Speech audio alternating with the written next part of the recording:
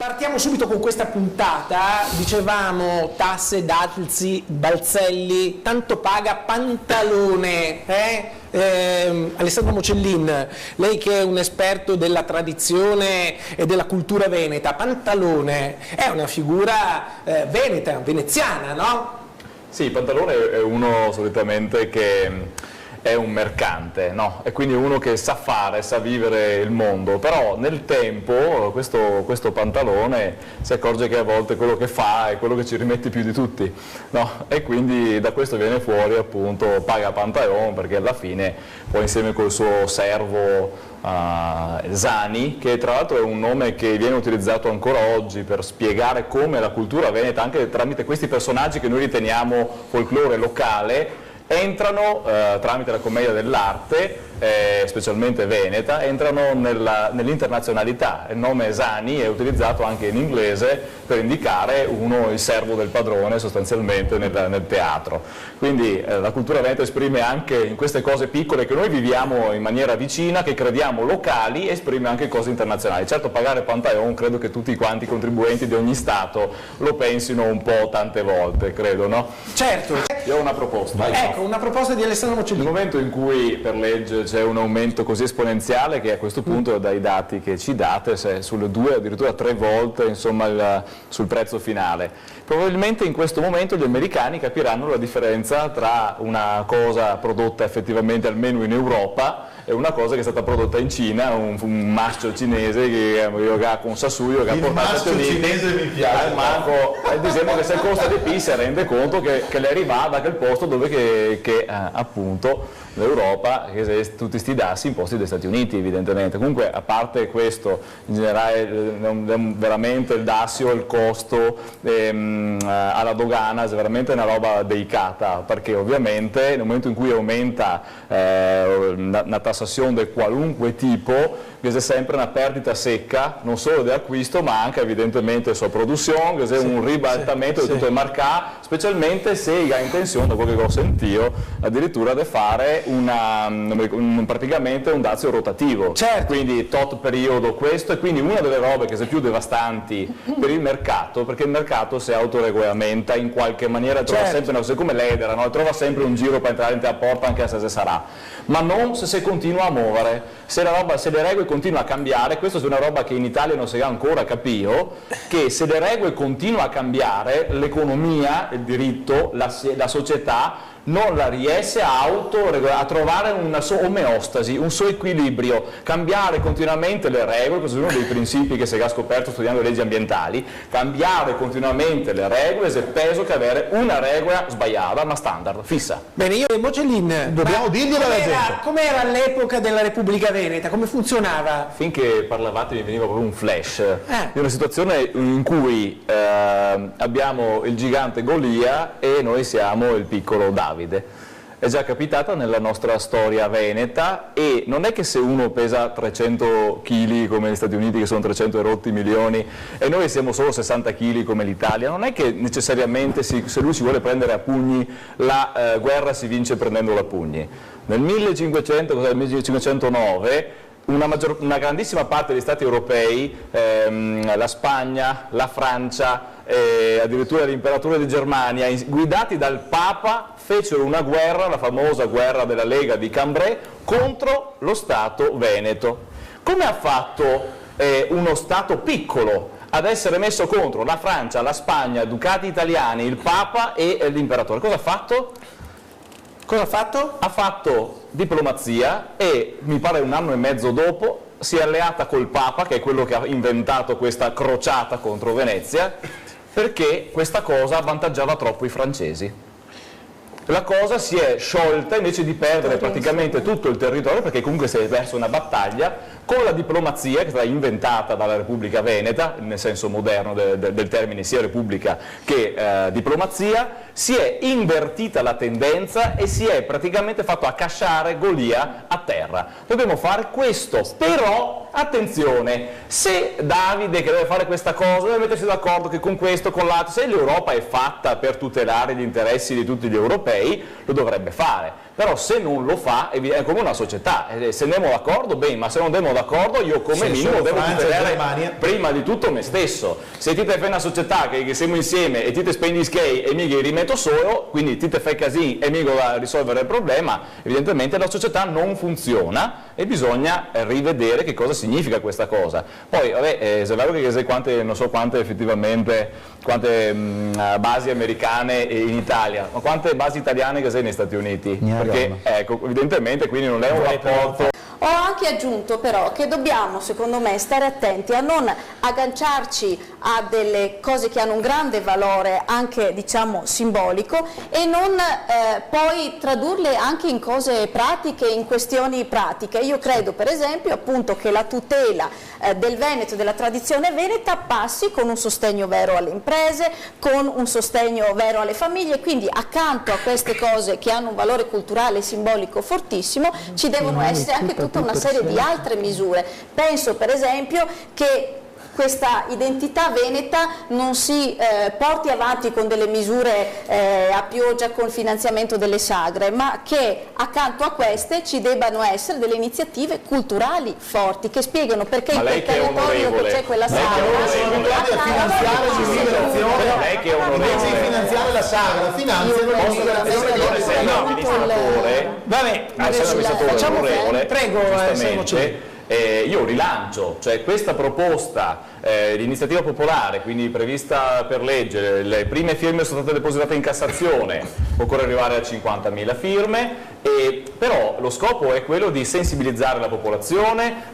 Abbiamo visto che le persone firmano in un'ora e mezza in un contesto, perché è un po' particolare, ma abbiamo raccolto 250 firme in un'ora e mezza, cioè da dolore al polso per raccogliere le firme. Ma qual è lo scopo? Il riconoscimento della lingua veneta non è una sparata che nasce stamattina, eccetera. 20 anni fa il friulano, il ladino e il sardo sono stati riconosciuti come lingue. I dati che ho visto io, mi pare di 2 o 3 settimane fa, è che le scuole dell'area ladina, dove studiano il ladino, che in confronto al veneto vale pochissimo dal punto di vista economico che diceva lei, in realtà i ragazzi hanno un bonus di capacità di gestione di cose diverse contemporaneamente, che si vede particolarmente nel problem solving in matematica. E quindi cosa c'entra con il ladino la matematica? Tutto, perché la lingua si forma nel cervello. Esatto. Vogliamo o non vogliamo andare avanti? E andare avanti significa che il veneto, i veneti lo dovrebbero poter studiare a scuola, come i siciliani dovrebbero poter studiare il siciliano a scuola, i napoletani il napoletano. Queste sono le 3 grandi lingue che resistono ancora molto bene, che guarda caso sono anche le lingue delle migrazioni, guarda caso, siciliano e napoletano in Nord America, il veneto in tutto il Sud America. Ma allora voi che siete al governo, e visto che non è solo Rossano Veneto dove sia l'opposizione che la maggioranza del Consiglio Comunale, ma anche per esempio a Roncade sia l'opposizione che la maggioranza del Consiglio Comunale, anche in altri comuni hanno raccolto le firme, e non c'è stata, e lo dico con chiarezza, non c'è stato un ordine di scuderia da parte di nessun partito a dire sta roba è una roba nostra, la portiamo avanti. Bravo. Tutti i consiglieri che sono attivati per loro volontà personale. Abbiamo consiglieri 5 Stelle di comuni, consiglieri PD, consiglieri che si ascrivono al mondo comunista, consiglieri Forza Italia, consiglieri Lega, consiglieri indipendentisti. È una cosa di tutti i venti. Quindi il prossimo che mi dice che la lingua veneta è un tema della Lega, che fa sommi l'elettroencefalogramma subito, perché non è di un partito solo, come le sembra è di tutti. Ma voi che siete in Parlamento, ve lo chiedo in diretta proprio, voi che siete in Parlamento, fate come veneti, insieme ai siciliani, insieme a tutto il Sud, una proposta di legge per riconoscere le 3 lingue madri del sistema linguistico italiano, oltre al toscano, che è quello che studiamo a scuola come italiano, e sono il veneto, il napoletano e il siciliano. Non è questione nord contro sud, est contro ovest, ste menate qua, è una questione di civiltà e di intelligenza. Cosa per risponde Sara Moretto? Fatelo, io intravedo in questi discorsi il fatto che appunto lo studio della lingua sia un segno di apertura, di elasticità, il fatto che non sia solo il veneto, ma che sono altri ceppi, diciamo, il termine magari non è giusto, ma diciamo originari linguistici storici dell'Italia, ci fa capire che imparare la lingua, che poi starebbe nella nostra storia, è un segno di apertura, di elasticità, di flessibilità, di allenamento, ed è un valore aggiunto. Quindi io credo che sia un'ottima iniziativa, e ovviamente come Partito Democratico lo supporterete? Non sono nel Partito Democratico. Sì, vabbè, ho capito, certo, come Italia Viva, però ex Partito, lei profuma ancora il Partito Democratico, da poco, capito? Deve essere allora, come Italia Viva, lei scusi Mocellin, come Italia Viva accoglie questa istanza di Mocellin? Io ovviamente parlo per me, perché in questo non è una proposta che abbiamo analizzato come partito, però io credo che sia un'ottima proposta e che andrebbe analizzata insieme ai colleghi siciliani e napoletani. Facciamolo, facciamo l'appuntamento a Roma, volentieri. Bene, abbiamo registrato questa promessa, Mocellin, e poi ci racconterà come è andata. A tutti i parlamentari veneti, siciliani e napoletani. Esatto. Francesco Poli, lei firmerà? Non sono un amministratore io. Come cittadino può firmare. No, non ho ancora avuto modo di firmare. Mocellin, faccia firmare anche i cittadini. Regaleremo una... Quanto tempo c'è? Allora, è stato fatto il primo conteggio, siamo arrivati a 32.000, quindi nei prossimi, entro Natale, insomma, bisogna concludere e arrivare ai 50.000. Capito? Se non si arriva, si deve verificare. Non ho ancora avuto tempo davvero per informarmi e firmare. Vabbè, però pensa che firmerà? Penso di sì, mi ha convinto in queste serate, però devo leggere. Diego Zanatta. Allora, visto che si parla di Veneto, mi sintonizzo. Albi Orban non ho ancora visto Banchetti, però si mette firmo, perché per me è lieto la prima lingua, il professore ci ha convinti tutti. Ha convinto tutti. Viva il professore. Se mi permetti una battuta, vedo dura mettere d'accordo Trevisani con Vicentini. Ma perché? Per quello che c'è dopo il vocabolario, perché dentro a destra e a sinistra piave viene fuori una baruffa. Questo discorso qua lo capisco, è il discorso che tanti sicuramente si fa anche ai spettatori, ma è lei la stessa roba, che posso calarla nella storia, nel pensiero politico, è lo stesso pensiero che i monarchici cui guardava alla Repubblica di Venezia, questi qua esemati, perché comanda uno solo perché roba funziona. Ok? Quindi se noi ragioneremo così, mi da Trevisan se firmo va bene che dopo comanda i veneziani, non è così, perché neanche quel Furlan, che lei riconosciuto la dinga 5 varietà interne in 31.000 dall'ultimo censimento, ha 5 varietà interne. In Friuli insegna il Furlan secondo le sue varietà. Stessa roba si è fatto col sardo, stessa roba si può fare col veneto. Vi dico che sia proprio una questione di evoluzione mentale. Siamo fermi all'autarchia. Possiamo dire che stasera a Focus abbiamo suggellato questo. Visto che si parla di dialetto, il problema sarà Rete Veneta fa il Vicentin, il Veneziano, il Trevisan, il Padoan o il Rodigotto. Ma se ognuno parlasse abbiamo una redazione per ogni provincia. Io vorrei che si tornasse alla radice delle cose sulla parola dialogo. Cosa vuol dire dialogare tra culture, tra persone? Significa che io, quello che sono, lo faccio incontrare con te per quello che sei. Se noi cominciamo a dire il dialogo è che io faccio finta di essere qualcosa che ritengo che per te sia meglio, questo non è dialogo, questa è una truffa mutua, reciproca. Quindi il problema del dialogo è che prima di dialogare bisogna sapere chi siamo e quindi dobbiamo studiare noi stessi prima di tutto. C'è un altro termine, Mocellin, che facciamo vedere adesso in onda, tratto dal vocabolario Treccani, difendere, e c'è un esempio, difendere la patria dai nemici, lì si vede in blu. Ma cos'è la patria se non la lingua, Mocellin? Che cos'è la patria se non la cultura, la storia, le tradizioni, in una parola la nostra identità? La patria è quello, è etimologicamente le cose che ci hanno lasciato i padri. Quindi tutto il legato, tutto il lascito, tutto il patrimonio che ci danno. Anche i tortellini, attenzione, anche i tortellini. Andiamo in pubblicità. C'è un messaggio per Mocellin, lo facciamo vedere? Beh, sto qua però, perché i veneziani... Non lega lei. Allora, un ministro degli esteri che non sa l'inglese è come un veneto che non sa il dialetto, sia la lingua, la nostra lingua, la propria lingua. Come che diceva i veneziani una volta, anche il sultan parla in veneziano, no? Ecco, però effettivamente il discorso della lingua è una... perché mi piace rilanciare queste robe qua? Ricordiamo che qui che viene dentro, intanto se abbiamo seguito anche altre volte, se che si è detto, ma che in Italia voi che venite perché pagate e pensione, e dopo avete responsabilità dell'Italia che targhi un posto di lavoro, perché se si fa reclam che ti è un resort a pochi skei e tutti lì perché te dai a camera, se no è stata reclam ingannevole. Però questi qua viene dentro dai paesi africani, dove chi sa il francese, l'inglese, e se ne si incorti, questi qua impara l'italiano in 6 mesi. Posso farmi una domanda come persona che parla più lingue, perché oltre alla mia lingua madre, il veneto e l'italiano, che impareremo tutti quanti, parlo inglese, un po' il francese, il portoghese, ho studiato tedesco, eccetera, latinco, che voi...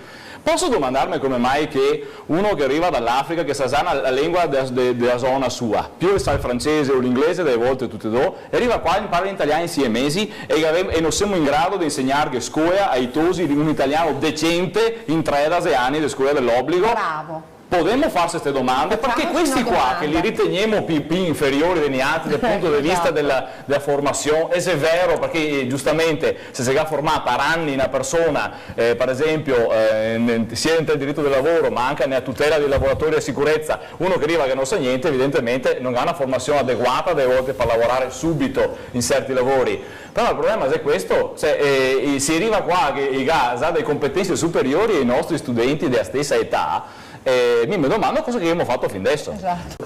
Allora, io vorrei in chiusura della puntata dare la parola a Francesco Polli per una questione vicentina, quella di Campomarzio, perché Campomarzio è il parco che si trova di fronte alla stazione di Vicenza e viene appunto chiamato Campomarzio.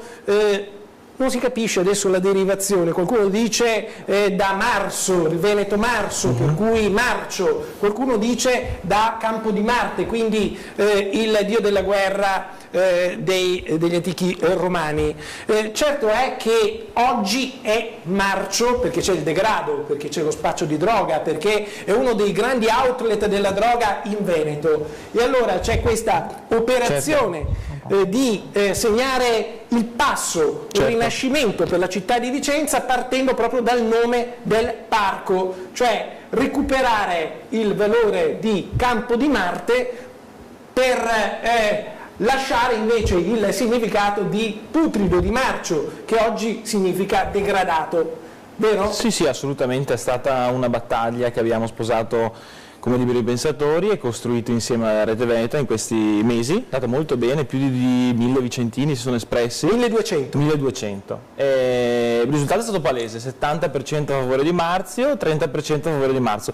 Io però ci ho ragionato molto e devo dire che secondo me il risultato che abbiamo ottenuto, dico abbiamo perché è stata una cosa corale, è una cosa grandiosa perché testimonia la volontà dei vicentini di andare oltre questa dinamica, no? Perché secondo me prima che noi intervenissimo, se tu chiedi al vicentino perché era Campomarzio, ti diceva perché fa schifo, perché è marzo, mentre questo approfondimento culturale ha risvegliato la voglia di parlarne e abbiamo appunto coinvolto anche Alessandro Bocellin. Esatto. Ecco, qual è la derivazione di Campomarzio? Marzo perché marcio o marzo perché anticamente era il campo di Marte, probabilmente?